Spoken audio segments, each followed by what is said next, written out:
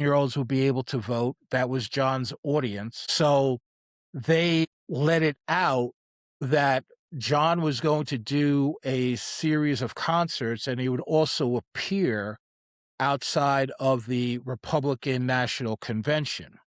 Now, all of that was a lie. The only thing that John gave consideration to was doing some shows and taking some of the profits from the shows and giving it to people who couldn't afford bail. That's the only thing that he gave consideration to. This large scale thing of following Nixon around and doing concerts and all that. That was made up by Abby Hoffman and Jerry Rubin. However, it scared the hell out of the Nixon administration because, like I said, this was John's demographic. So they felt that he would have the ability to register, maybe 1 million kids in that age group. So they really put the screws to John. They were following him, and John talks about this. John says, they didn't make any effort to hide. They wanted us to know that we were being followed. And John got to the point where he told friends of his, if anything ever happens to me or Yoko, it wasn't an accident. So, his phone was being tapped and, he heard it. It was like a crackling noise coming from the basement where the lines were. So he knew all this was going on. And there was definitely a major effort by the Nixon administration to have him deported.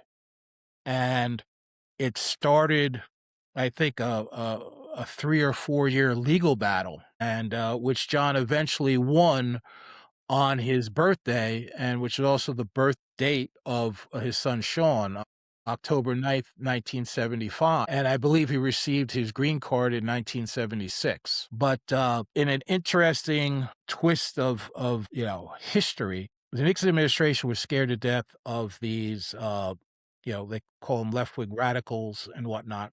So none other than G. Gordon Liddy comes up with this plan called Gemstone, and he had all these, diamond and ruby and all this stuff. And one of his plots was to kidnap anti-war demonstrators.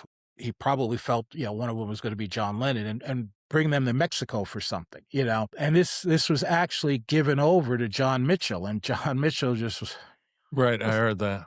this guy's crazy. But the one thing that they kept out of Gemstone was to bug the Democratic offices, which turned into the Watergate. Well, that's when G. Gordon Liddy and who the other guy was. I brought it to, was it Howard Hunt? E. Howard Hunt, E. Frank Howard Hunt? Sturgis, Yeah, I Bernard mean Barker.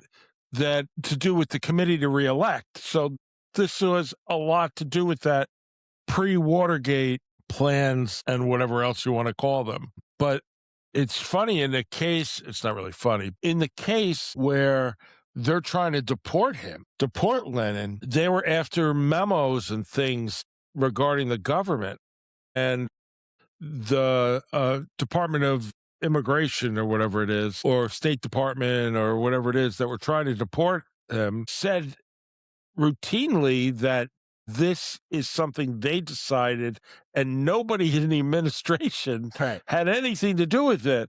And then at the end of the day, when the subpoenas really get executed and they end up with the documents, the judge sees that this is coming from the president of the United States.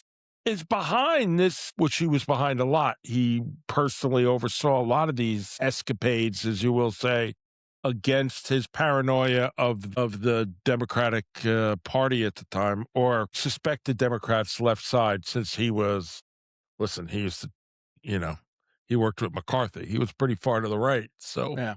But it's quite amazing that you have John Lennon within, 3 or 4 year period. He has the leadership of the two most powerful countries in the world are scared to death of him. Think about that. The unchecked power of an entertainer, like that probably hasn't happened before.